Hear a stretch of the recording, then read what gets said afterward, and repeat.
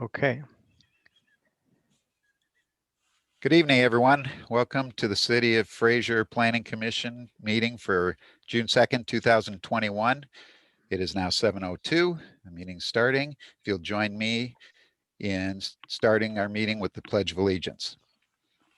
I pledge allegiance to the flag of the United States of America and to the republic for which it stands, one nation, under God, indivisible, with liberty and justice for all. Thank you. I'll now read the electronic notice of electronic public meeting. Michigan Department of Health and Human Services issued an order effective May 6, 2021 that prohibits indoor gatherings of more than 25 people at non-residential venues.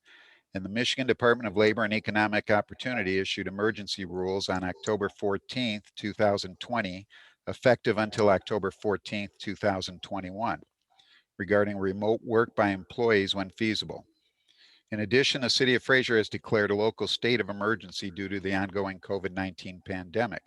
To ensure against violating the indoor gathering requirements for mandatory social distancing and in the interest of achieving the goal expressed in the MDHHS order and the MDLEO rules to protect the public health, particularly during a local state of emergency, the Fraser Planning Commission will meet electronically on today, June 2nd, 2021 at 7 p.m. in accordance with the Open Meetings Act using the Zoom platform for video conferencing and public access. This notice is required to ensure that those wishing to observe and/or participate in the meeting have the opportunity to do so. The public can participate via the Zoom application, internet access via the Zoom website, and/or via telephone using the Zoom telephone number and meeting ID. The public will be able to hear Planning Commission members and will be permitted to speak for up to 5 minutes during the public participation portions of the agenda. Please note that callers, viewers will automatically be muted and must remain muted until called upon to speak by the chair. Written comments will be accepted prior to the date and time, no later than 4:30 p.m. on the day of the meeting by the building department at zoning@micityoffraser.com, which is the method by which members of the public may contact members of the public body to provide input or ask questions on any business that will come before the public body at the meeting.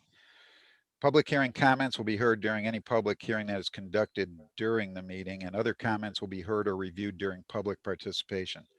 In the event of a change in the status of statewide or local states of emergency, the Planning Commission meeting may be changed from a remote meeting to a live in-person meeting to be held at Fraser City Hall, 33000 Garfield Road, Fraser, Michigan, 48026, on the same date and at the same time.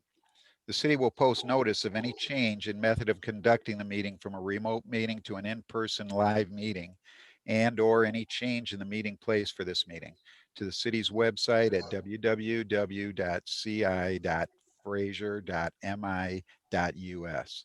Interested parties should periodically check for such changes or contact the city clerk's office at 586-293-3100. Pertinent information relating to the proposed special land use request may be reviewed at the Fraser Building Department during regular business hours, which are 8 a.m. to 4:30 p.m. Monday through Friday at the Fraser City Hall at 33000 Garfield Road, Fraser, Michigan. Questions regarding the proposed amendment can be directed to the planner, care of Building Department at 586-293-3100, extension 153. Written comments may be submitted to the Fraser Building Department at 33000 Garfield Road, Fraser, Michigan, 48026, or by email to the Building Department at zoning@micityoffraser.com up to 4:30 p.m. of the meeting date. With that all said and done, we'll go to roll call. I want to remind the members to include where they are remotely connecting to our meeting from. Mr. Erbiel, if you'll please do that. Actually, this time Ms. Bouchard will be calling the roll and the votes. Okay, welcome, Ms. Bouchard. Thank you. Commissioner Barr. I am attending remotely, Joanne Barr, from the County of Macomb, City of Fraser, Michigan. And I am remote at this time. Thank you. Commissioner Cook. Don Cook, attending remotely from Macomb County, Fraser, Michigan. Commissioner Zarnecki, Kathy Zarnecki, present remotely from Macomb County, City of Fraser, Michigan. Commissioner Farina, Frank Farina, attending remotely from the County of Macomb, City of Fraser, Michigan. Commissioner Kyle, I'm remotely, Macomb County, City of Fraser, Michigan. Commissioner Perry, Kenneth Perry Jr., attending remotely from the County of Macomb, City of Fraser, Michigan, 48026. and Chairperson Warnick. Randy Warnick, attending remotely from Macomb County, Fraser, Michigan. Thank you, and you guys have a quorum. Thanks for that. So we'll go on to agenda number 3, approval of the agenda. Any discussion or comments? I have one under old business. I'd like to talk about the Taco Bell site plan. Okay, we can bring that up later. Yes, sir. Any other comments? I move to approve the agenda as amended. I'll second. Okay, so motion by member Farina, seconded by member Kyle. Yes. Okay, roll call. Danielle? Commissioner Barr, Yes. Commissioner Cook, Yes. Commissioner Zarnecki, Yes. Commissioner Farina, Yes, Commissioner Kyle, Yes. Commissioner Perry, Yes. Chairperson Warnick. Yes. Thank you. All right, so we'll go on to agenda item 4 with the opening remarks. Tonight's meeting will follow the agenda that was posted online. Before we begin, it is important to let everyone know that the Planning Commission is created by state law. The commission is comprised of 7 members, all of whom have volunteered to serve. Members are appointed by the mayor and confirmed by city council. When roll call is conducted, as we did previously this evening, the Open Meetings Act requires each member who is attending remotely to announce the following: attending remotely from county, township, city, or village in Michigan. The role of the Planning Commission is to plan and promote the efficient coordinated development of the city for the health, safety, and general welfare of its residents. We are not here to negotiate with applicants or allow everything an applicant is requesting. However, the Planning Commission does have the power to approve certain requests and recommend others, depending on the nature of the request and whether all the standards in the zoning ordinance have been met. Planning Commission may also impose conditions on a proposed project in order to ensure that those standards are met. Other individuals here tonight are representatives from the legal firm of O'Reilly Rancilio PCs and representatives from McKenna and Associates. The procedure followed by the Planning Commission for public hearings first involves the city planner providing an overview of each case. After the overview is completed, the petitioner will be asked to provide additional information and answer any questions the commission members may have. After the commission's questions, the public will be invited to speak. Each person will have one opportunity to speak, must only speak directly to that specific case, and must only address the commission, not the petitioner or anyone else in attendance.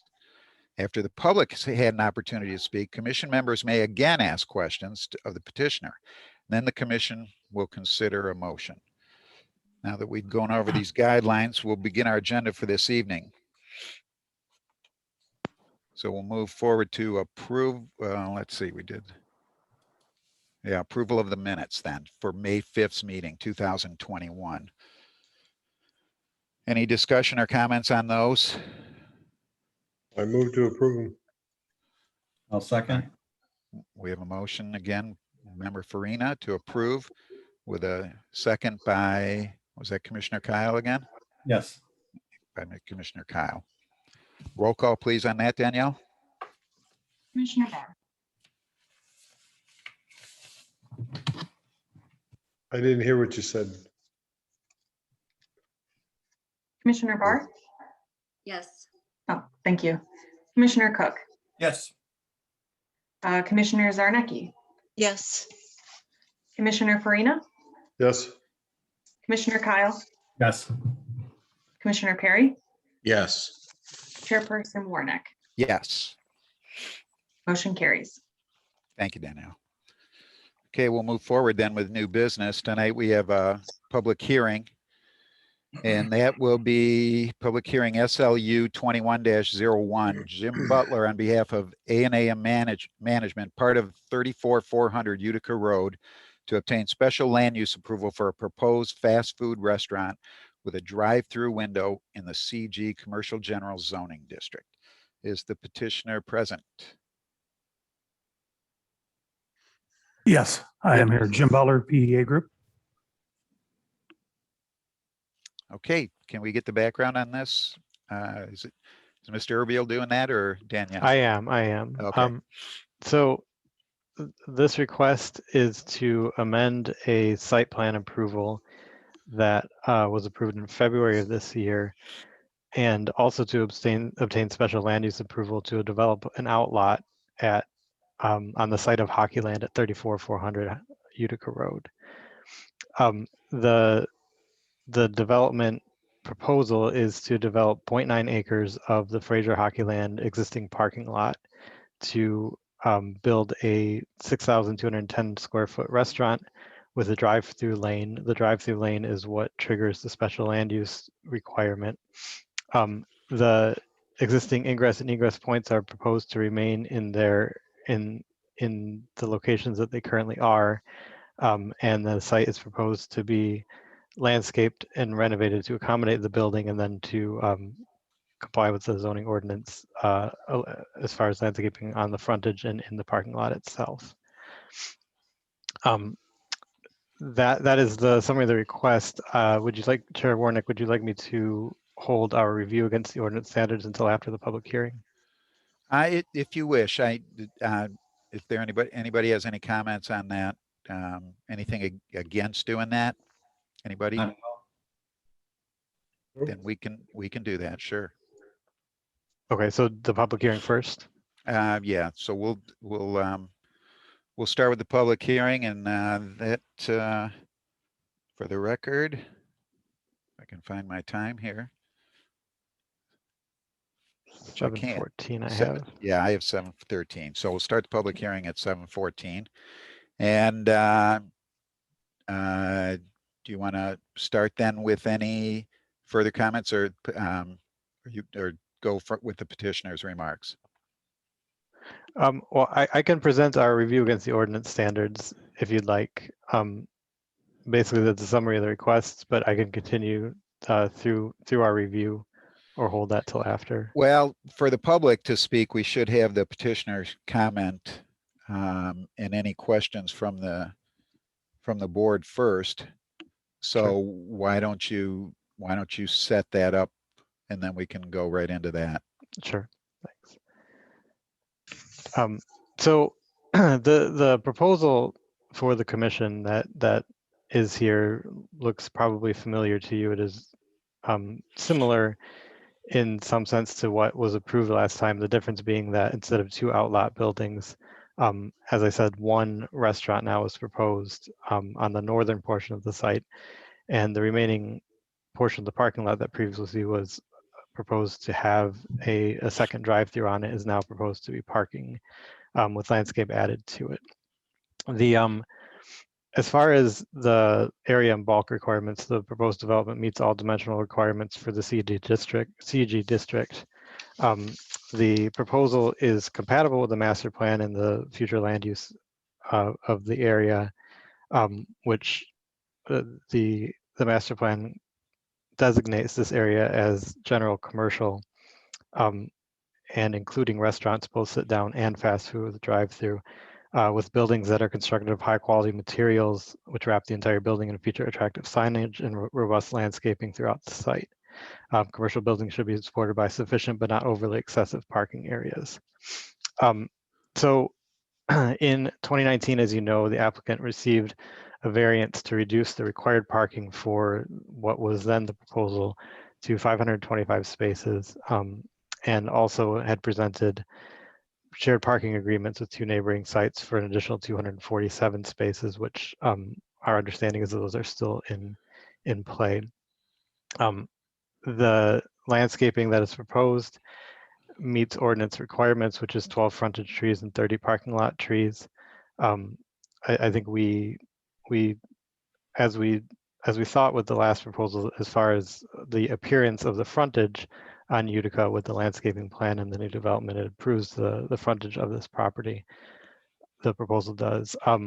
The building is proposed to be clad in gray masonry, exterior insulation, finish system, EFIS cladding, extruded aluminum siding, and that has both a brown and a wood grain, I'm sorry, both a gray and a brown wood grain appearance. There's a outdoor seating area proposed to the south of the building with an ornamental fence that is proposed around it. The design intent for that fence, we believe, meets the ordinance standards.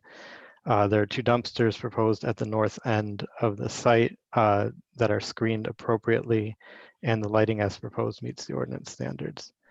Our understanding is that the intention is to divide the outlot parcel from the Hockeyland parcel as it stands, which as long as those are subject to easements as far as access and parking and utilities, we believe is okay.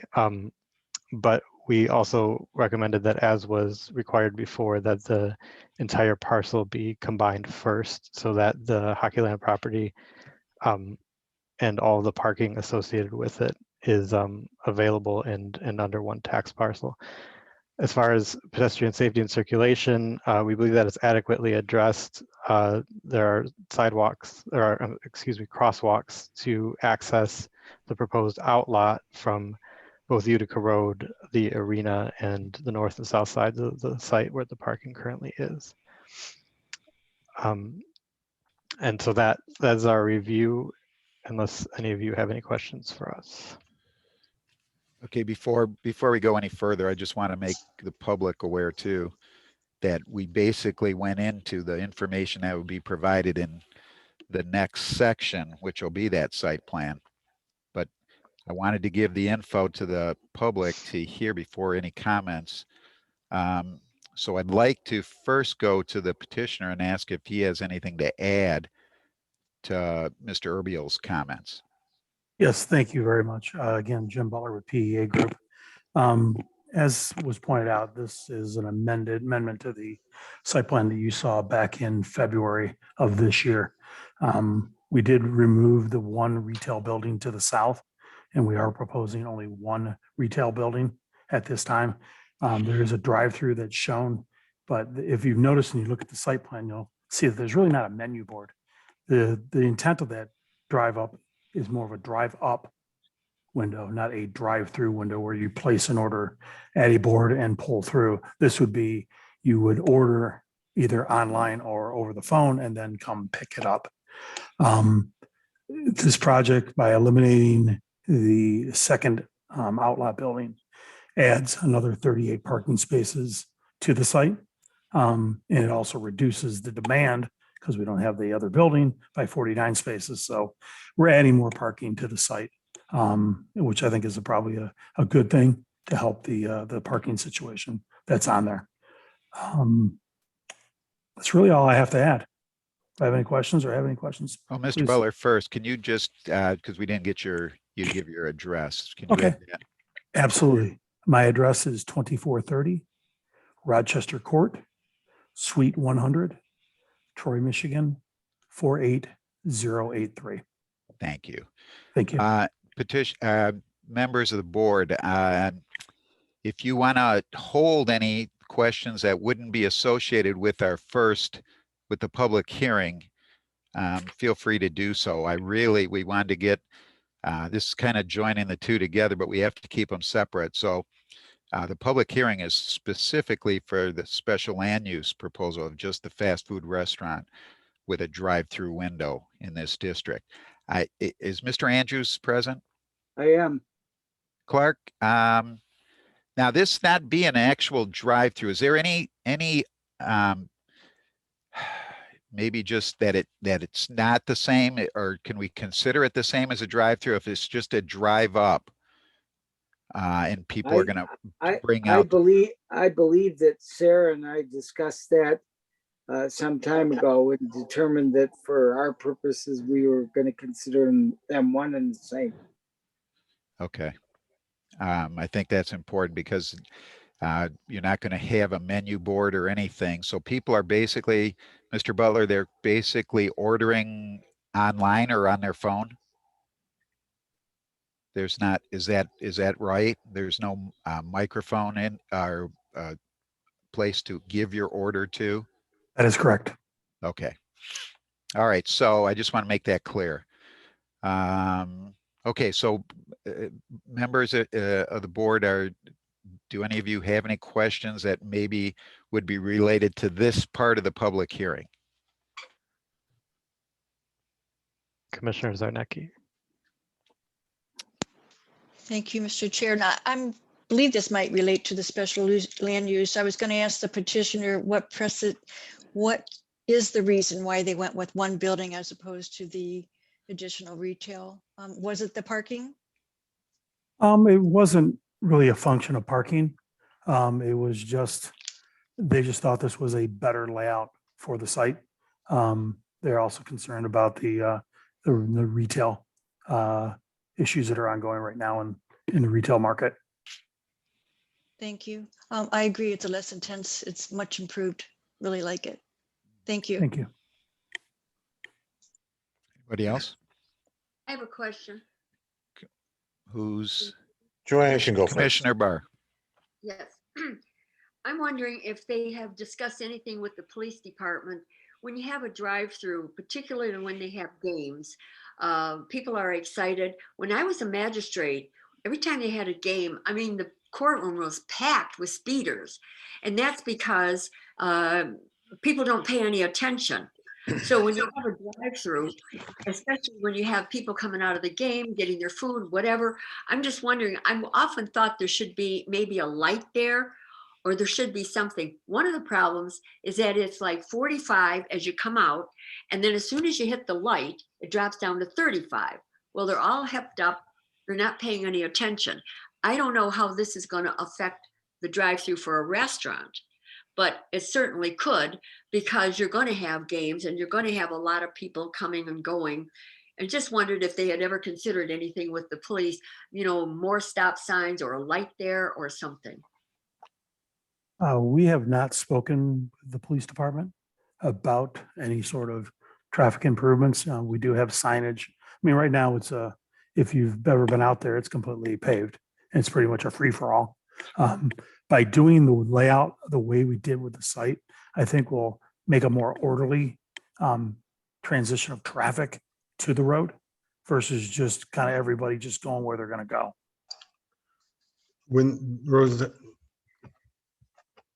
When we originally saw this, we referred it to public safety and asked those questions about a light there. And we were told, I believe at that point in time, that the county did not believe that there was need for a light there. That's correct. I remember that. Or Perry? Yeah, I had more like of a logistical question. It looks like the drive-through lane, I'll call it the drive-through lane, is single, like a single car can get in there. So if you're not placing orders while you're at the building, like a conventional drive-through, you're placing them at home.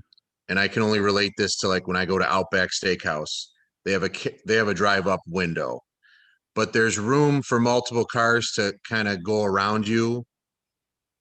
So if, let's say, the person first in line at the window, what if their order is not ready for 10 minutes and the guy behind that person, their order's ready?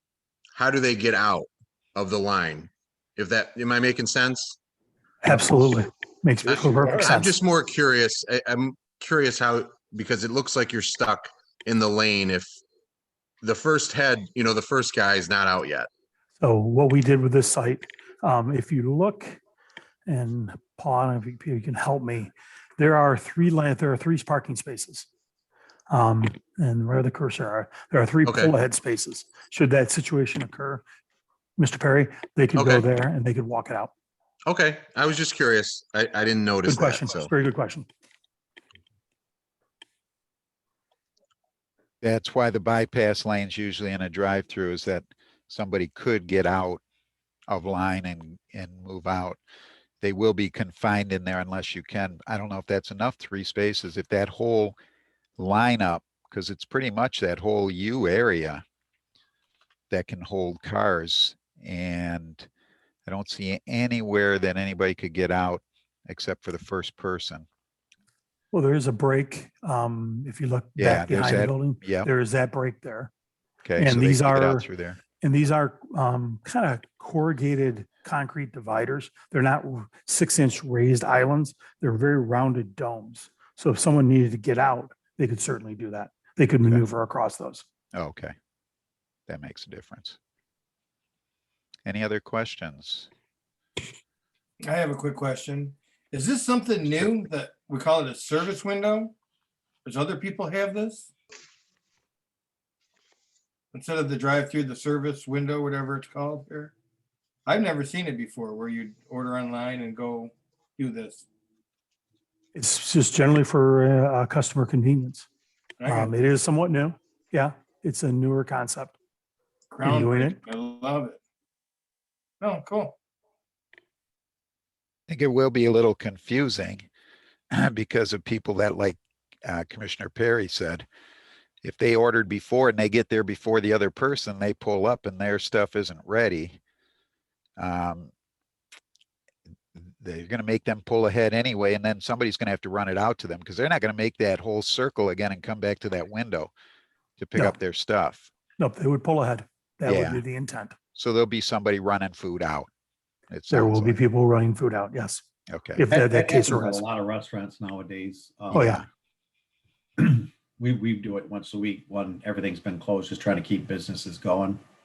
And you just sit in the parking lot and they bring it out to you. Yeah, I was at a Chinese restaurant this afternoon for lunch, and I did that. Panda Express. They had me pull ahead, and people came out and brought my lunch to me. Any other questions?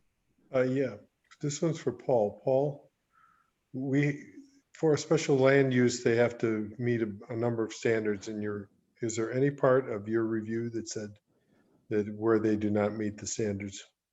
No, we believe that they meet the standards. I think I can go through them if you'd like, but I think the standard E, item E, is that the proposed use shall relate harmoniously with the physical and economic aspects of adjacent land uses as regards prevailing shopping habits, convenience of access by prospective patrons, continuity of development, and need for particular services and facilities in specific areas of the city.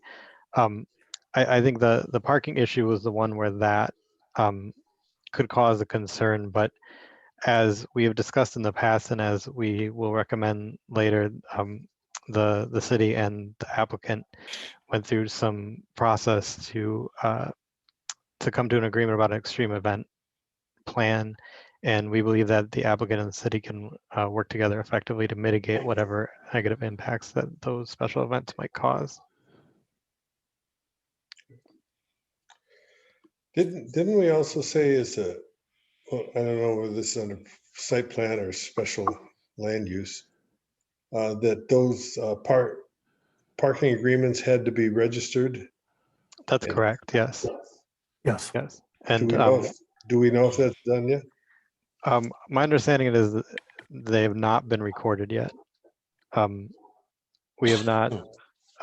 Basically, the conditions that we'll present to you are largely the same because the site plan has not been initiated. We have not done the back and forth about progress, so the applicant might have more, or actually Mr. Andrews would know too, but those parking agreements, to my understanding, have not been recorded yet. Only been a year. Okay. All right, that's all my questions. Okay, if there's nobody else, we'll take it to the public. Mr. Chair, can I have one question, please? Sure. Okay, Go I ahead. just want to make sure that the applicant, or if we all are in agreement on limiting the hours of operation again, like the previous plan from 6 a.m. to 11 p.m. That would be one of the special land use conditions, correct? Yes, that was what we had agreed to when we were back in February, and it still holds today. Okay, thank you. And that's what now, we might miss something on from the previous, but the way I look at it is there's something, hopefully Mr. Urbiel covered it. And it's kind of hard to go back and do this whole thing again the exact same way, but we don't want to miss anything either. So if there was something in the previous approval, because basically we're getting something reduced in size and more parking out of it. I got a feeling everything should be about the same, the requirements from before. I think one thing that I did not mention in the review is that from a traffic perspective, the city engineer's report indicated that the traffic and the ingress and egress would be much improved just based on the level of reduced demand and less intense use. And that parking is significantly improved and well under thresholds for weekday and weekend operation normally. The one exception is that the site still has the potential to not accommodate extreme events, which is why we would continue to recommend that that extreme event condition is included in an approval. And I have the conditions, the proposed conditions that are in your packet account for everything that has been had been agreed to in the past, including that extreme event plan for that reason. Okay. I see if Mr. Vigneron's still in the audience there. I believe if he has he any is, yeah. comments. Mike, did you have any comments from our engineering firm? No, as Mr. Urbiel mentioned, we while a updated traffic and parking study was not submitted with this revised site plan application, we did just compare the previous report to the new use and kind of provided some figures for you in terms of the reduction in trips generated from the revised site plan compared to the previously approved one. As Mr. Butler mentioned, reduced parking demand and increased supply compared to the previous version. And there was some question about some of the newer developments that have occurred on Utica Road at the Meyer Outlet. Their previous study did incorporate all but the Taco Bell outlet in those, and had included the AutoZone site, which hasn't materialized, but did have an approved site plan at the time that they prepared the report, so they incorporated it. We feel the comparable uses, the Taco Bell and the previous retail and the eatery with the drive-through are similar, so level of service on the neighboring streets is going to be comparable. And driveway level of service will be improved with the revised site plan. So I'm available for any other questions if any come up. Any members have any questions for Mr. Vigneron? What about water retention?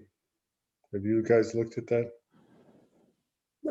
We have not. The site plan that was previously submitted, we had gone through a single engineering plan review with the plans that were provided by PEA. We had not reached an approval yet on the final site plan, but that is part of our review, is the stormwater issues with that retention pond. Okay. Thank you. That? Thanks, Mike. So let's open up to the public. Is there anybody out there, Paul? There is some public in the audience. I guess I would ask that you use the raise hand function on Zoom, and I'll try to identify you for the chair if anyone wishes to speak.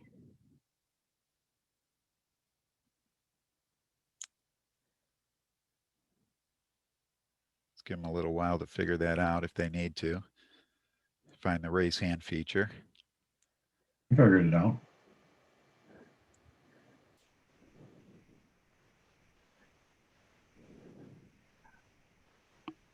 I don't see any cameras on either. That would be another way if anyone wishes to be recognized to turn your camera on. Okay, I want to give everybody a chance. One of those people only has phone. Oh, that's good. So That's a good point. How do we handle that? Did you have access to that phone that if they call it in? I can ask that person to unmute, but and I believe there is a way to raise your hand using the keypad on the phone. I think it's *9, isn't it? Thank you, Mr. Andrews. I think. And then to unmute, I think it's *6, or I might have it backwards, but it's one or the other of those. So if you're out there and you hear that, let's try that *9 first. Pretty sure that's it.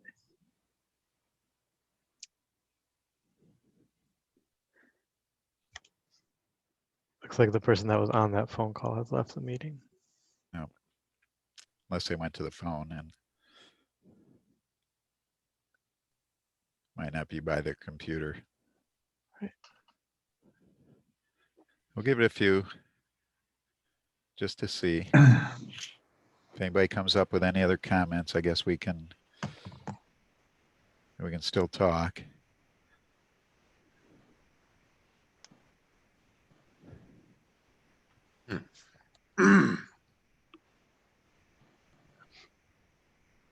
Mr. Chair, we did not receive any written comments or Okay, I was comments going to to ask the you that email. next. So nothing there.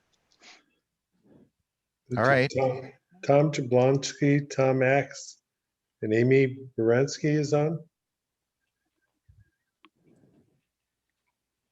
Yeah, Tom is with, both Toms are with us, and Bud Kowalski is also with our group. Okay. Oh, okay.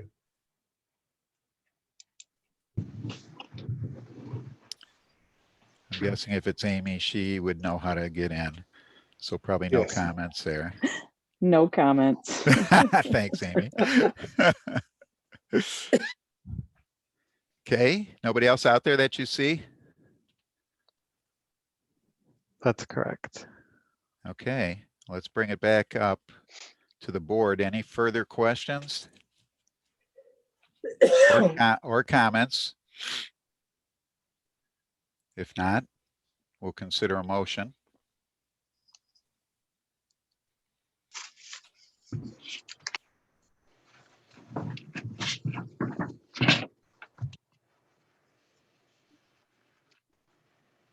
I'll move on public hearing SLU 21-01 of Jim Butler on behalf of A&A Management, part of the 34,400 Utica Road, to grant a special land use approval for a proposed fast food restaurant with a drive-through window in the CG Commercial General Zoning District.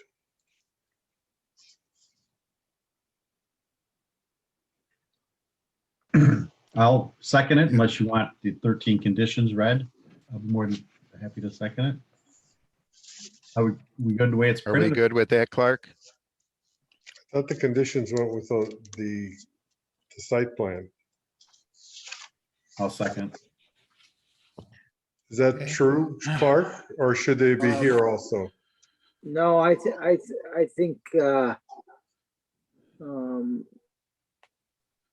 let me look at this. We don't want to do the conditions twice the same. Yeah, I think what we've done before is let's see, we've done them once, and then when we got to the second thing, we've indicated with the same conditions that were identified for the prior motion so that you don't have to read them twice. And it looks to me like,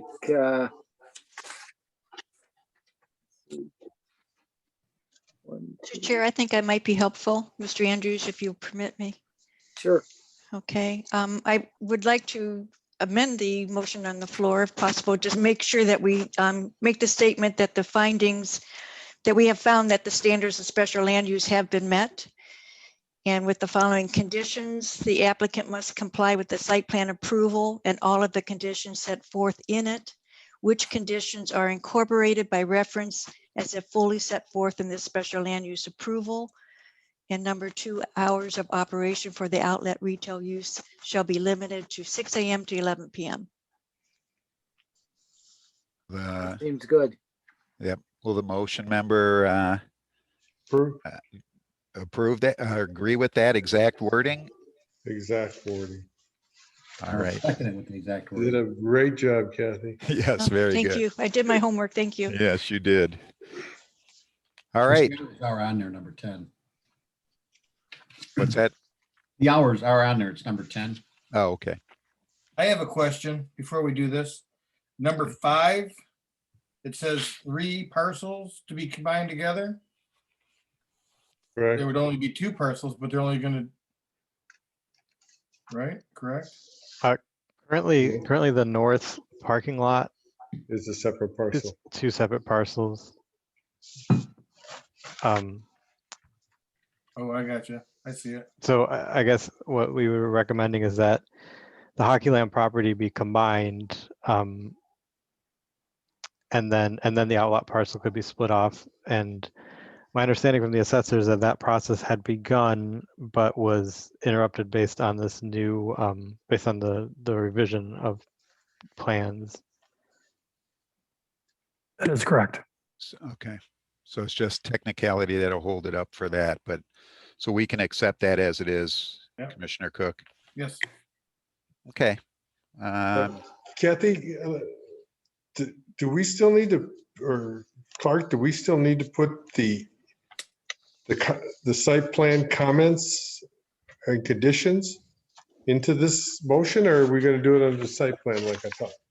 Well, I thought Kathy, She worded that. Kathy Yeah. referenced those, but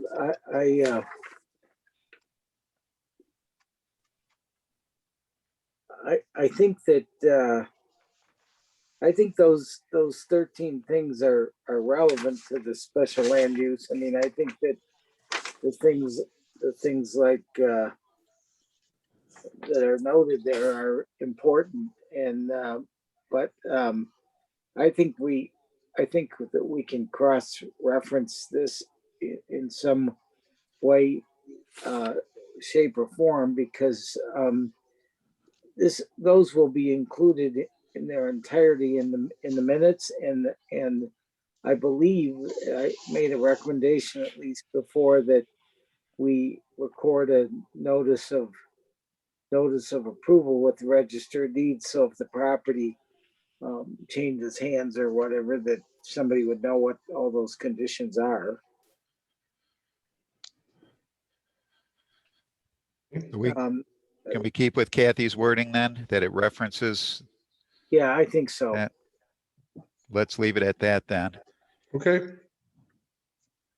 All right, so let's take a roll call vote on that. Question.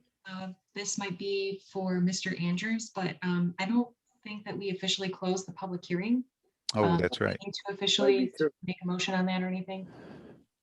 Well, I think the chairperson should at least acknowledge that We'll acknowledge that we're closing the public hearing at 7:45 p.m. Yep. Great. Thank you. Let's bring it back to the Thank you, board then. Danielle. Thank you. Okay, let's continue with the roll call. Great. Commissioner Barr, Yes. Commissioner Cook, Yes. Commissioner Zarnecki, Yes. Commissioner Farina, Yes. Commissioner Kyle, Yes. Commissioner Perry, Yes. and Chairperson Warnock. Yes. Motion carries. Thank you, Danielle. All right, so let's continue with the second part of that. and that'll be the site plan review for SP 21-04. Jim Butler again on behalf of A&A Management, part of 34400 Utica Road, the proposed site retail. All right, so petitioner is still there, right? I am still here. All right. All right. So I guess you already told us all the things we needed with your info. So we'll just keep, you're still in the hot seat. So we're okay there. I'm here. I'm here. So now let's go back to Mr. Erbiel. Is there anything to add to your previous info? I guess the only thing that I have not yet presented as far as our reviews is the list of recommended conditions. If you'd like me to go over those, I can do so. You had them in your packets. Yep. And I think if we do this in one, let's do it one time. There's going to be a lot. I mean, let's do it in a way that we can make that part of our motion to, if it is going to get a motion to approve, that we can just refer to that exact set. Is that good, Clark? I think that's a good plan. I think that if he goes over what his what those comments are and goes through them numerically, then when somebody gets a motion, they can make a motion and include in that the 13 conditions that Mr. O'Beal just referred to during his discussion. Good. And those will be a part of the record. Okay, I like that. So go ahead, Mr. Erbiel, and everybody keep that in mind when you're making a motion. Sure. And I so as Mr. Andrews said, there are 13 recommended conditions. We do recommend approving this. We believe that it meets the zoning ordinance and that the commission can act on this proposal. The application is complete.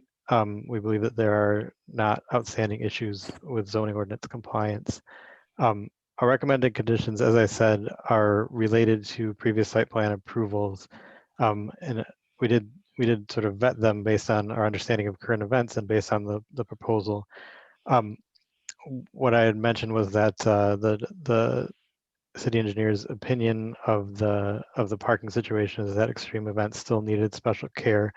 So we recommend that number one, the applicant must provide 60 days advance notice of significant events, which include extreme events, and a plan to handle parking, traffic, and safe pedestrian circulation.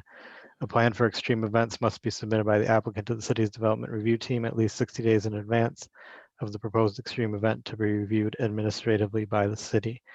In your packets was the plan that had been proposed and agreed upon last time. And we didn't see a reason from our perspective to modify that. Number two, the applicant agrees to comply with the plan for extreme events and all additional requirements imposed by the development review team relating to the proposed parking management strategy for large-scale special events. Number three, the applicant agrees to employ adequate city public safety personnel at the applicant's sole expense to handle traffic congestion and circulation problems and facilitate orderly parking at extreme events and other events where traffic congestion and the need for overflow parking is anticipated in accordance with past practice reimbursement process. Number four, the applicant must adhere to the north parking lot improvement plan as submitted. My understanding is that the north parking lot improvement is largely underway, but again, we have not gone through the process of validating where previous submissions had stood because they were interrupted. Number five, the applicant must combine the three subject parcels, that is the Hockeyland Arena and the two parcels constituting the north lot, into a single property prior to the division of an outlot parcel as proposed. Number six, agreements for easements for cross-access, shared parking, and utilities for the parcels proposed as part of this development application are required. These agreements for easements must be reviewed and approved by the city, executed and recorded with the Macomb County Register of Deeds. Number seven, applicant must give the city 60 days advance notice prior to the expiration or termination of any shared parking and lease agreements, provide alternate shared parking arrangements for review and approval by the city, and be subject to revocation if no suitable shared parking arrangement is provided. Number 8, all agreements and site plans must be reviewed and approved by all applicable government departments and agencies, by the city attorney and city engineers. Number 9, the applicant achieves 100% fire protection and safety approval from the City of Fraser Fire Marshal. That was a recommended condition, and just for the commission's knowledge, as I forwarded you an email from Sergeant Poole, it's our understanding that that has been achieved as of today or within the last 24 hours. Number 10, retail operations may only be conducted between 6 a.m. and 11 p.m. Number 11, the applicant agrees to completely resurface, restripe, and re-asphalt the entire Hockeyland parking lot, including the north lot, and the parking lot must provide adequate stormwater management. Number 12, excuse me, I have not been advancing the slides, but I have these written on the slides as well. Number 12, the shared parking and lease agreements with Total Soccer, the Lions Club, Meyer, and Fraser Schools must be reviewed and approved by the city attorney, executed and recorded with the Macomb County Register of Deeds. And number 13, the applicant obtains written approvals from all applicable city departments and agencies prior to construction. Okay. Anything else? All right, it's my understanding, I believe, Mr. Butler, is that all these agreements, parking agreements, were achieved already, or were, No, I'm not sure that's true. okay, from the I'll- previous I know, I approval. thought there was a commitment to do that, but I don't remember reviewing documents in recordable form. I remember seeing some, handshake type agreements that were, It's a part of the site plan and reviews 6B. And you're right, it's not in a recordable format. No. That's why I asked that question before. right. We understand that requirement. We are working towards that. Mr. Kowalski, do you have anything to add about that, the status of that?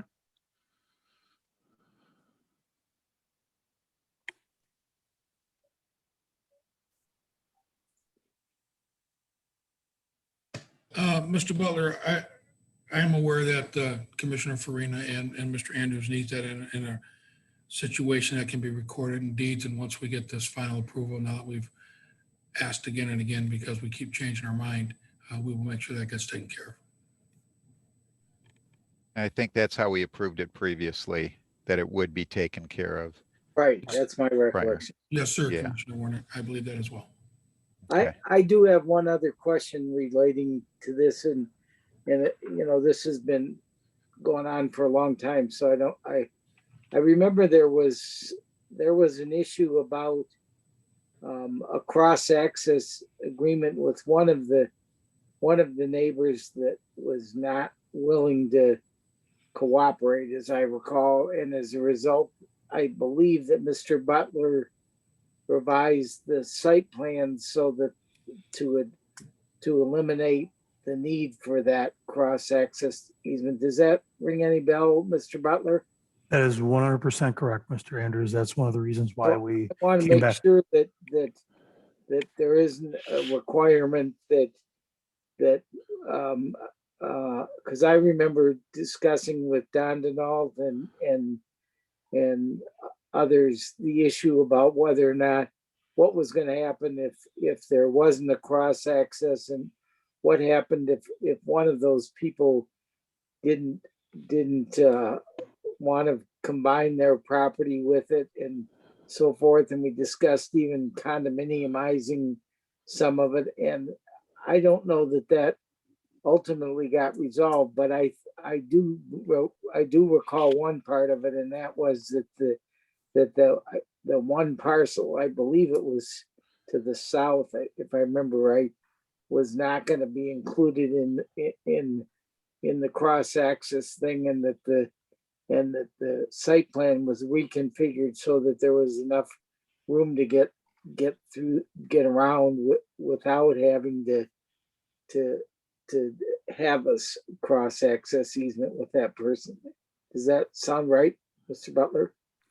Yeah, that is 100% correct. We ended up reconfiguring the site plan to eliminate the need to have a shared and joint access agreement with the adjacent property owner. That's my recollection too. Now that only applies to the south property, right? That is correct. Okay. Did that allow them to have a good traffic flow still for their property? Yeah, it still allows them to, they have their own access off of Utica Road. But they can also cross through our parcel as well. Okay, We that don't, was it we then. were driving onto their property. That's- That's why the need for okay. it was. That's what it was. You didn't mind them Correct. coming through though onto your property. So there were no barriers that were going to be put up. No, No. none whatsoever. Okay.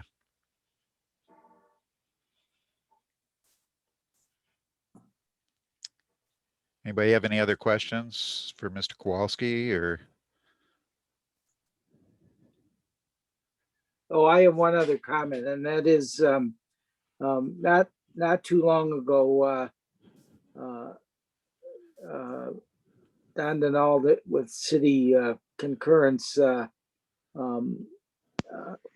implemented a program by which when the city is asked, the city attorney is asked to review documents relating to a specific project that does not really benefit the citizenry of the whole, of the community as a whole, that they would be required to reimburse the city for the attorney fees that are incurred by the city in connection with that review or preparation of any documents. And we're Sarah Traxler started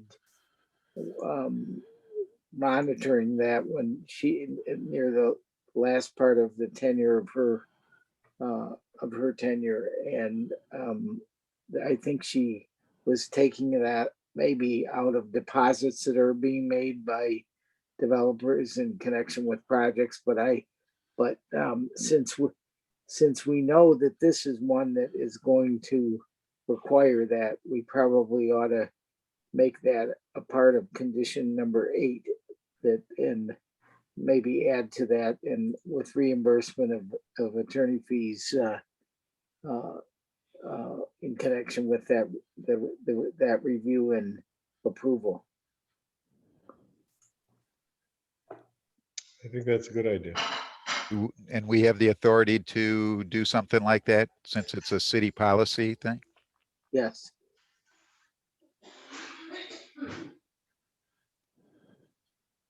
So should we change that number 8? I think we should just add to it with reimbursement of attorney fees incurred by the city in connection with that review.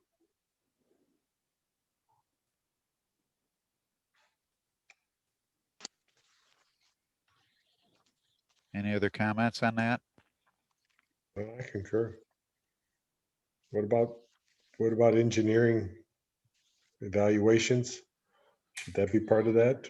Or is I think that I think that, I was gonna say that, I think that's already, Yeah, they already get done. fees for that. yeah.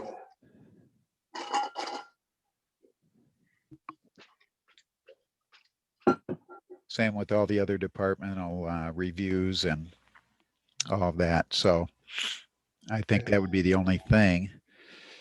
Do we want to get some exact wording though for that? If somebody's gonna make a motion, I want to make sure we got the exact wording. So I think Clark, why don't you have Clark say it one more time? I thought that was perfect, I wanted to add to condition number 8, which has to do with the review and approval, by the city attorney and city engineers, with reimbursement of fees incurred by the city as part of that review and approval process. I'll make that motion using the wording that Clark just used. I'll second it again.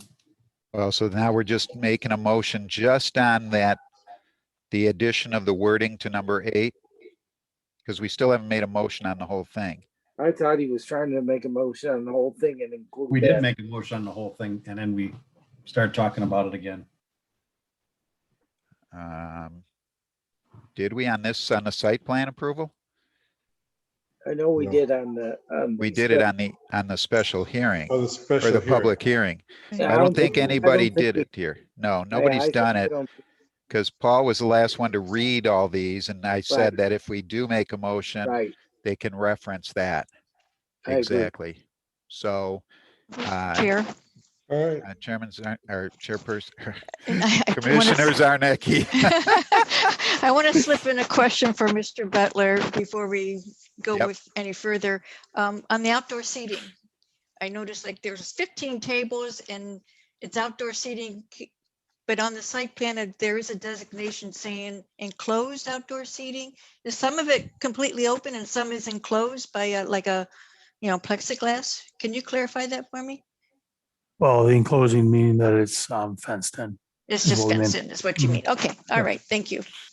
Yeah, that'd make a difference because the building plans would have to be different than what we saw. Okay. I have.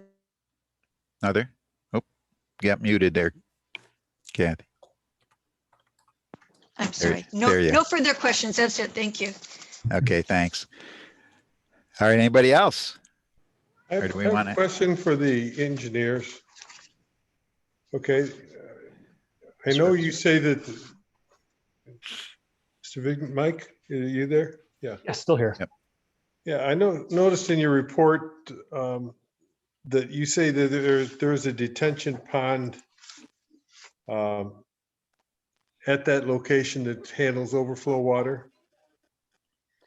I think you really need to look at that because that parking lot floods every time it rains. So something isn't working with your detention, I mean, there might be a pond, there might be something there, something might be crushed, but it just doesn't work. Yeah, we are aware of the pond that's there. There is a pump station that provides outlet for that pond. The pond was reduced in size with one of the previous additions to the Hockey Land complex. And that is part of our review of the stormwater component of this engineering plan. We have asked for that. In previous iterations, again, we haven't taken this all the way to an approval at this point. We're still requiring that pump station and a detention pond proved to be adequate for stormwater management for the site.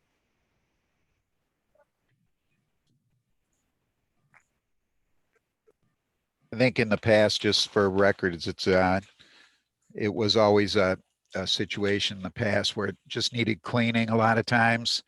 And the building department would cause that to happen.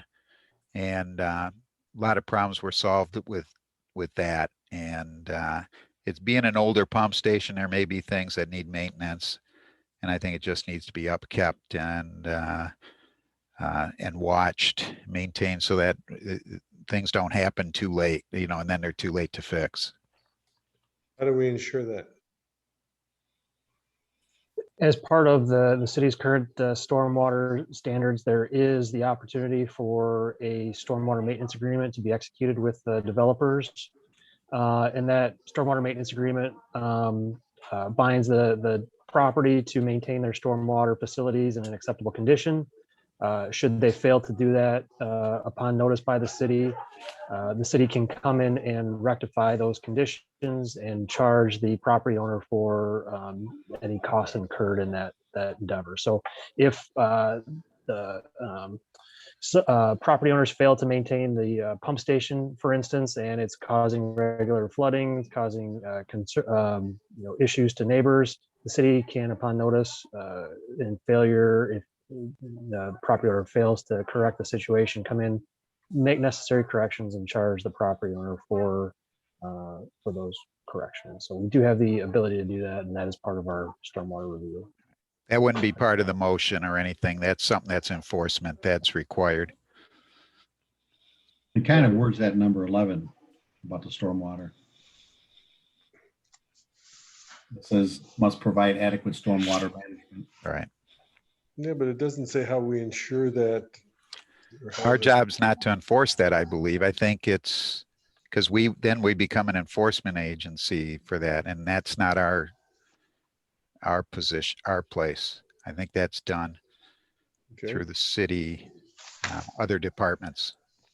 I think if normal engineering review process is require a stormwater management agreement to be signed with the enforcement provisions that Mr. Vigneron has just referenced, that we don't have to put everything in a motion that relates to every city code. I mean, All right. people are bound by the provisions of the laws and policies of the city, irrespective of whether it's specifically mentioned. But if we're doing something that we want to, particularly bring emphasize or whatever, and if the planning commission wants to do that in this instance because they feel that there's been a stormwater management issue, then we can put in an additional condition. But I don't think we're going to do that with respect to every case that comes up, because that's just part of the normal review and policy. I mean, we don't tell reference in every instance that people have to get a soil erosion permit and the building permit. Right.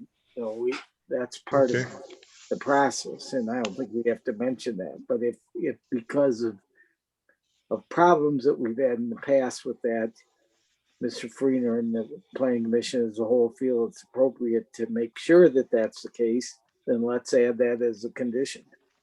But I don't think, I think that I think it's in the condition under 11. Yeah, if we just leave it as provide adequate stormwater management. Okay. I think that says it right there. Okay, that's fine. And Mr. Vigneron, make a note in your checklist that the planning commission expects a stormwater management agreement, maintenance agreement to be signed by them in connection with this project, in as much as there have been stormwater drainage issues in the past. Absolutely. Thank you. Thanks, Mike. Okay, any further discussion? Anybody want to make a motion? Or do we need to go? We need to go to the public again. Correct. No, you don't require a public hearing on the site. Oh, that's right. Okay. Unless there's questions from the public though, right? Right.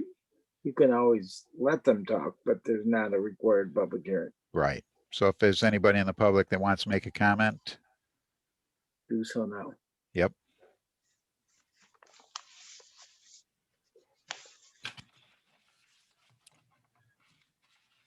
Nothing there.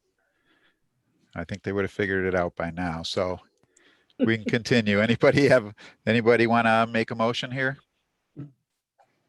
I'll make a motion to approve site plan 20-006 with the 13 conditions that were talked about, adding on number 8 with the reimbursement of fees for the city attorney. Yeah, that's it. The chair will second that. Discussion. Yes. Go ahead.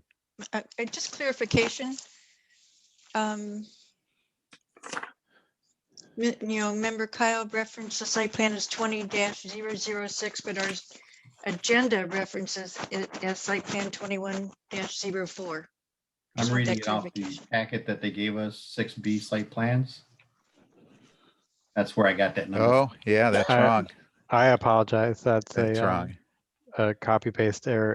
It's 2104. My Fine. apologies for that. I will redo. I approve site plan 21-04 with the 13 conditions that were read, with adding on number 8 with the reimbursement of fees for city attorney. And I will second that with that change. Thank you for catching that, You got me, Paul. Commissioner Zarnecki. No problem. All right, want to go roll call? Yes, you have to. Commissioner Barr, Yes. Commissioner Cook, Yes. Commissioner Zarnecki, Yes. Commissioner Farina, Yes. Commissioner Kyle, Yes. Commissioner Perry, Yes. and Chairperson Warnick. Yes. Motion carries. Okay, thank you, Danielle. All right, so we'll again have to get Mr. Butler a set of the stamped approved submittal. So we'll get back with you on that in the future good. here. Okay, Thank you for your time and your consideration this evening.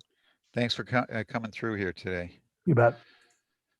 All right, so we can get on. We're going to move onward to new business C, discussion regarding transition back to in-person meetings. Do you have anything to add to that then, Mr. Urbiel?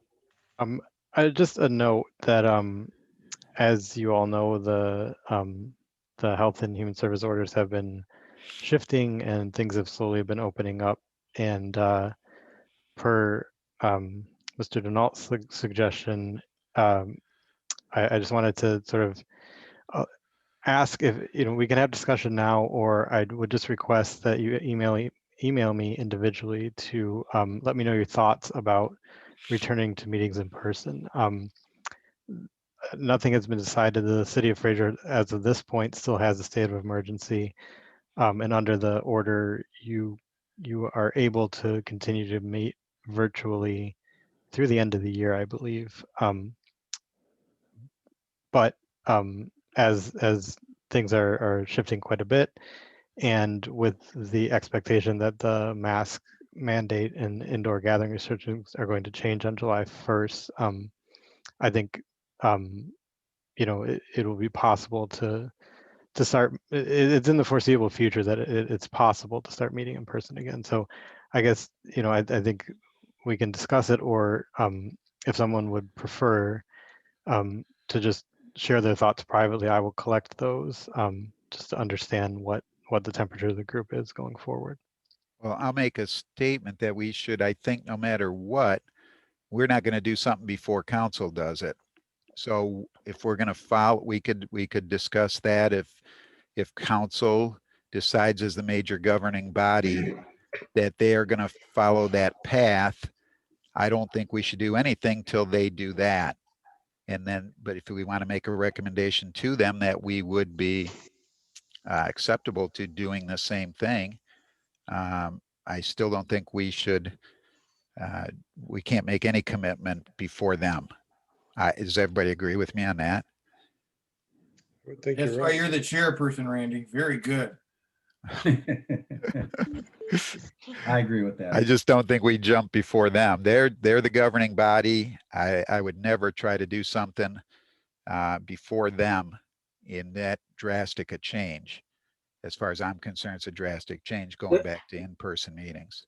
Mr. Chairman, Yes. the only thing that I would say in addition to that, though, is that Mr. Urbiel's comments with respect to getting input from the commissioners, I think is a useful idea. I mean, there could be an instance where for the reasons of an individual commissioner's health or whatever, that they were more sensitive about going back to in-person meetings than maybe most people were.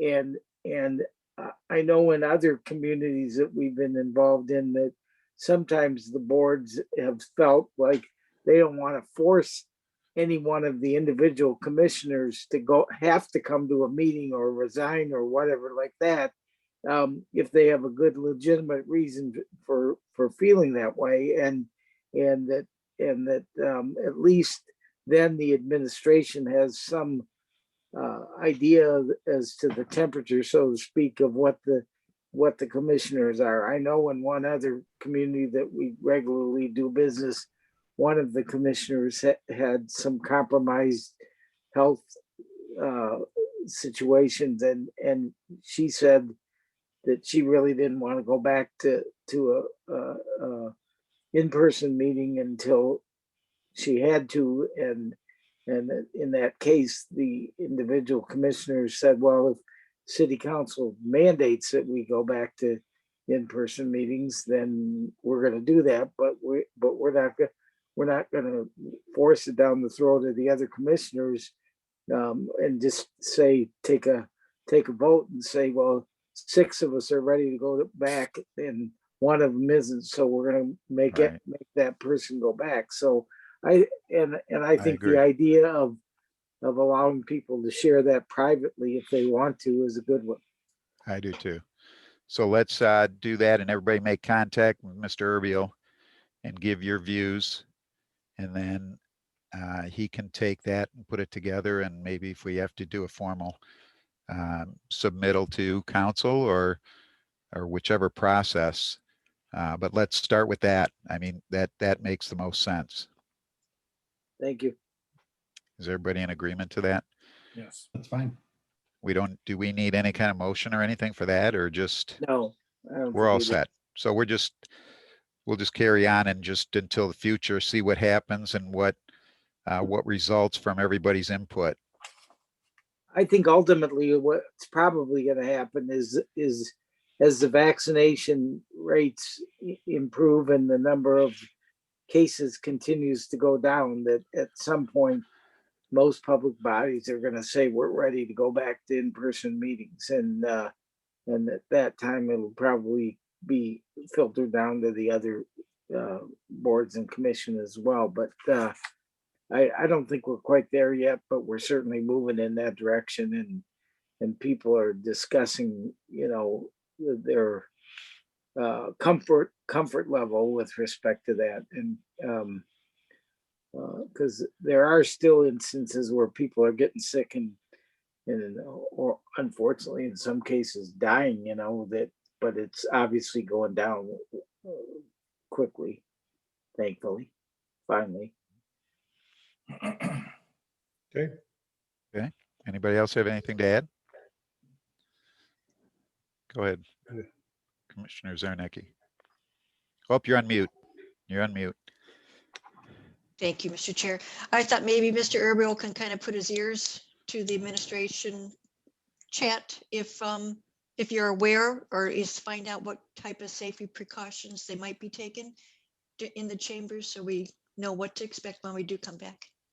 I definitely will. I don't know this second, and I think nothing is imminent because my understanding is that council has not decided when Okay. or if. But I think we're just trying to prepare. But I will keep you all posted.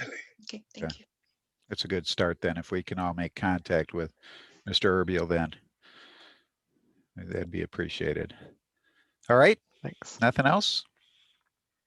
All right, let's go on to unfinished business. I know Frank wanted to add the Taco Bell there, so why don't we, since we had no other unfinished business, let's talk about that, Mr. Farina.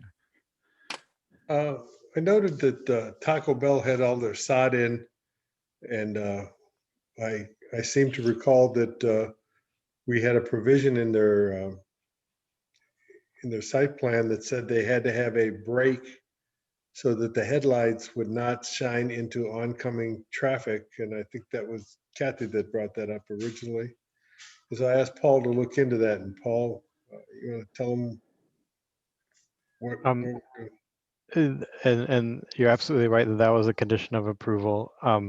And I don't know precisely why it's gone this far without it. I will say that the applicant, the developer, has been reminded of that condition.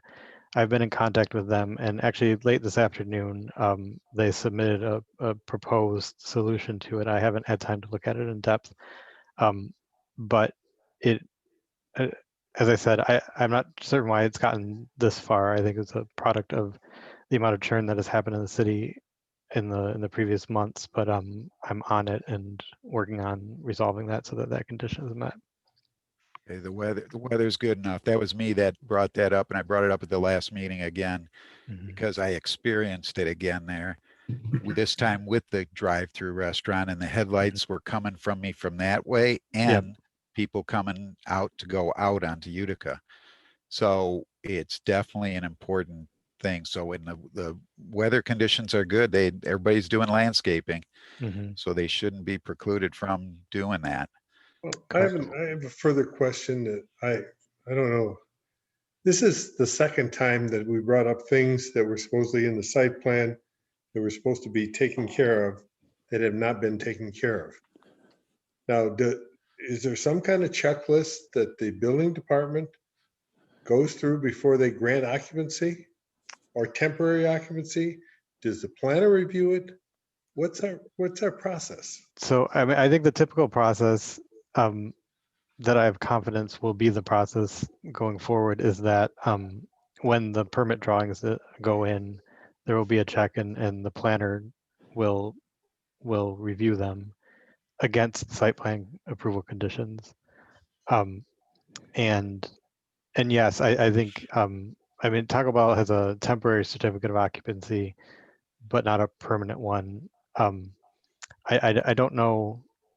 Again, I'm not certain where the disconnect was with regard to this one or the other one that you mentioned. The process is the building department, though, that their final inspection to grant occupancy means it meets everything. All the planning commission's comments, all the required things that were in the permit, and that shouldn't be issued till all those things are done. So that's where the building code allows a temporary C of O with a condition that is under a time restraint. So you are supposed to give it a time restraint, typically not over a certain amount of time. So that should be in there, and they should not get a full C of O until all those items are done. And that's just the way all building departments handle it. So it would be the responsibility of that whoever issues that C of O. And my recollection is that there may be provisions in the city code that allow or can allow or require allow the city to require the deposit of money in order Exactly. to ensure compliance, because my recollection is that most of the provisions now have performance guarantee provisions. Not every community uses them to the full extent that they're there. I mean, that they can, but I think that that's something that, I mean, when somebody is worried about losing their money, to have the city do it, which will probably cost more than if they do it themselves, usually then it gets their attention more than if somebody just says, you have a temporary certificate of occupancy and you're getting near the end of it, you need to take care of this. And they say, yeah, you will get to it. Don't worry, And well, I thought I was told the last time this happened that the procedure that we're going forward with is that the planner would review this stuff. It was up to the planner to review that stuff before the final occupancy permit would be. That's the McKenna way is what I was told, because I asked that of the building department. I think you're right. That's my recollection as well. Yeah.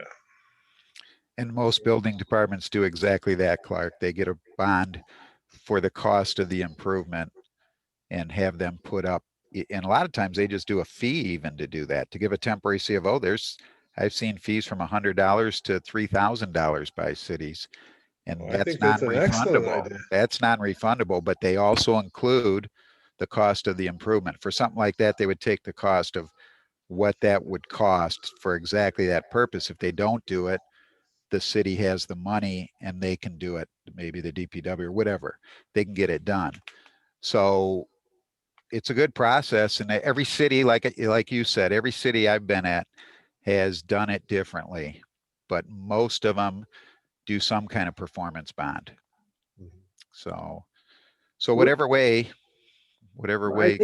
I think that's something I'm gonna discuss with Don and McKenna, and I think that we will try to make sure that we have a procedure that everybody understands and know, and that is uniformly applied where it's appropriate. And because I think it's when and probably if it's going to involve the depositing of money with, say, the city treasurer to hold, we probably need to have the involvement of them as well, just because they have to keep track of the money and keep it separate from other funds and things like that. But we found over the years that either requiring a letter of credit or depositing of cash or funds with the city is better than a bond, because often with the bond you end up chasing the bonding company and they say, well, there's 47 different conditions before we're obligated to pay the bond, and many communities have gotten away from the use of bonds just because the sureties always don't want to pay, but I think that particularly in connection with temporary certificates of occupancy, when people are chomping at the bit to get open, usually they'll be cooperative with respect to those conditions. But once they get their certificate of occupancy without those conditions, you can pay. It's difficult to get them to do that after the fact. They'll say, well, I already have what I need, so but I think that's an important enough thing, and particularly with Fraser being pretty lean staffed in terms of being able to follow up on enforcement. I think if we have somebody's money, that's going to get their attention. I agree. Can we add that to next month's agenda under unfinished business then? The Sure. reports from Clark? Yeah. And Clark, would it have to end up being a ordinance too? Put it in or something in the book of ordinances for that? I want to look and see what Fraser's already adopted, because it would not surprise me if there are not some provisions in some of the things that have already been adopted, but and particularly in the area that issuance of temporary certificates of occupancy. I want to look and see about that. And I know that we have done that in those types of policies have been implemented in other communities that we've been working in. When they ran into exactly the same problems that Fraser's dealing with here, but I think part of the challenge is not only do you have to have the provision on the books, but you got to make sure that the people that are doing it day to day remember to use it, because we've seen instances where we've changed the provision on the books, and people, when they get busy and pressed and so forth, don't always think of that in connection, and you need to make sure that whoever the people are that are processing the certificates of occupancy know what those rules are as well. Now, if McKenna if the planner at McKenna is going to be a point person who has to sign off before the certificate of occupancy, temporary or permanent, gets issued, it would seem to me that person who's probably Paul is going to be well versed with respect to that, and he'll have it on his checklist. And if there are items that are of a nature that we're really worried that they get done, I mean, I don't think you're going to have necessarily have a performance guarantee for nickel dime punch list items, because every construction project has a certain number of those. But on things that are issues that are really important to get accomplished, I think we should be using performance guarantees. But you have to have a system in place that everybody has bought into. I remember in one community, the city treasurer, after we started using it, said, I don't like having to do this, and said that that their auditors didn't like it or something or other. I think you got to make sure that, but we will look into it and review the ordinances and also make some suggestions about what we could do if we need to do more. And it is good. The system that they use, the BSNA system, if you put it into there and give it a time, it'll pop up. And this way you don't have to worry about trying to remember that, Right. oh, by this date, this got to get done. It pops up automatically using that system. That's the beauty of that. So as long as it gets entered in there. Okay. Okay, Any other discussion on that? Okay, so if we can follow up on that Taco Bell thing. Absolutely. And see what and give us a report at the next meeting. All right, number 8, public communications on non-agenda items. Have we had any communications from anybody on anything Not from the administration side. from the public, or nothing from the public? Is there anybody out there that has anything? All right. All right, let's go on to 9, zoning board of appeals member liaison report. Frank? we did have a meeting last month. We had a couple of items. The first item was to allow a commercial vehicle in a residential area to be parked.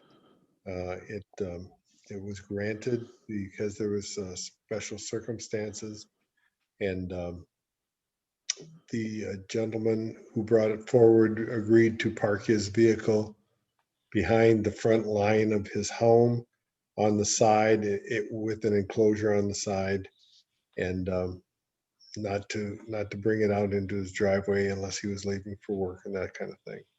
So that one was granted. The second one was on a sign, which we will be taking up again tomorrow night, because the last time it was for the size of a sign over and above the 32 square feet allowed, to allow a 60 square foot sign, but it was posted in the newspaper, notified, and so we could not act on it last week, or last month. So that'll come up tomorrow night. If any of you are interested, stop by. You'll have a virtual ball. That's all I have. Okay, thanks. All right, we'll move on to number 10, commissioners' comments and items of interest or concerns. Start with Commissioner Barr. I Anything? have nothing at this time. Commissioner Cook? All right, kids, it's Goodfellow season again, so I got to throw it out to you guys. We got some very important dates. We have the Tour de Fraser, which is August 7th, and that's our poker run, bike run to the local establishments, 21 and older. I think the fee this year is going to be $30. And you get a t-shirt, you get to have a good time. You win money for the poker run. Each establishment we visit, you'll get a card at the end. The best poker hand wins. So it turned out it sold out last year, so it was a big event for us. And then our annual golf outing is September 18th at Sycamore Hills. So we'll be looking for hopefully some new hole sponsors, and we need foursomes to be golfing. And this year's cost is going to be $125 a person. Steak dinner, 18 holes, cart, and this will be the first time we golf at Sycamore Hills. So they're guaranteeing us a marvelous time. So as things get closer, if you guys just keep it in mind, these couple dates, if anybody has interest. We're not selling any tickets or anything yet, but probably next month, I'll start seeing if you have any interest, if those dates work for you. We'll expect you to bring it up. So that's $500 a foursome? Yep. Okay. Well, I'm going to try to see if you do your foursome before a certain date, maybe a discounted price or something, but I haven't got that far yet. So I'll do my best to keep costs down, but we have to make money on these events. So that's our key. Okay, let us know next month. You got it. Thank you. All right, Commissioner Zarnecki. This evening, AutoZone was casually mentioned, and it was kind of a reference that it wasn't happening. Mr. Urbiel, can you tell us what's the latest on AutoZone? I've recently been in communication with the engineer. I believe they are going to ask for an extension because they're still working through process of, I think, land division, but they don't anticipate starting construction for a little bit. So I think they will require an extension, and I'm working with the engineer to prepare an ask for you. Thank you. That's all I have. Thank you.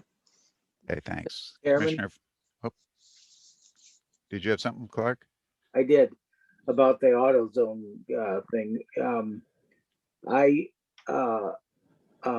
Miters has submitted documentation that we're reviewing in connection with finalization of that land split, because there's a issue of what comes first, the recording of certain documents versus the closing and so forth. And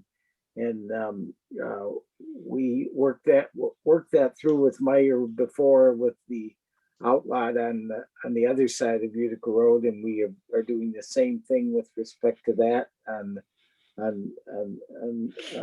for the AutoZone. And I know that they are not, they may close before the expiration of their site plan, but they are thinking that they may not get a shovel in the ground by that time. And so their 1 year site plan approval period is fast approaching. So they are gonna ask for an extension, so they got some breathing time to get that done. But the project is going forward as far as I know. I mean, there's things going on with respect to it, so it's not a dead project or anything like that. So if you can make them aware of the process, because they'd have to come back to us for an extension. Correct. So, Yeah, and I think Paul is making them aware of the fact that they have to put in that request and get it before the time that the time period expires, or otherwise they have to go through the entire process all over again. So Correct. But this thing just happened like 2 days before Memorial Day. So, I mean, it's very current information. Thank you, Mr. Andrews. thanks. You're welcome. All right, Commissioner Farina. Just, no, I really don't have anything. At this point in time, the Knights of Columbus are having an auto show in August. St. Malachy's is going to have a one-day festival this year. Father wants to get people together in August, so that's new. It involves a lot of the community, but that's it on my terms. I want to thank Paul for his diligence on what he does on the notes and following up on items when they're brought to him. Appreciate that. Thank you. Thanks. Commissioner Kyle. Yeah, I want to bring something up because I know some of you know him. The owner of Fraser Lanes, JJ Jenna. His lady friend, which is also a longtime resident of Fraser, Terry Cardwell, passed away yesterday. For you, those of you that know her or know JJ, the visitation is going to be Saturday at 1:30 at the Resurrection Funeral Home at 40800 Hayes in Clinton Township. Okay, thanks. You know her well. Commissioner Perry. Nothing at this time. And for me, the same of another passing. I want you all to keep in your prayers. You all knew Kelly Doland. Her dad just passed away. Oh, no. And Hank was a good guy. He was a good friend of mine, and he worked on a lot of stuff, the voting stuff. He was Fraser Goodfellow. So Don, you know, Yep. Ken's his neighbor. Yep. So it was a big blow to me. I got a text from Kelly yesterday, and I just couldn't believe it, because every time I seen him, he was full of life and a great guy. They don't come any better. So that's all. I want to end it on that there. Do you Let's have go. any information? Yeah, on- it's at Fallman Walsh, 4 to 6 is a remembrance or something. I don't know how they're doing it exactly. That's this Saturday too. Okay. Okay. Let's go. Clark, you have anything? Nothing at this time. Dylan, anything? Nothing for me. Alyssa? Nothing for me. All right. Danielle? For me either. Okay. Wow. Paul? Just one thing, last meeting, Commissioner Perry asked about the status of the apartment building on the east side of Utica, just south of Oh, right. Mulvey. Yep.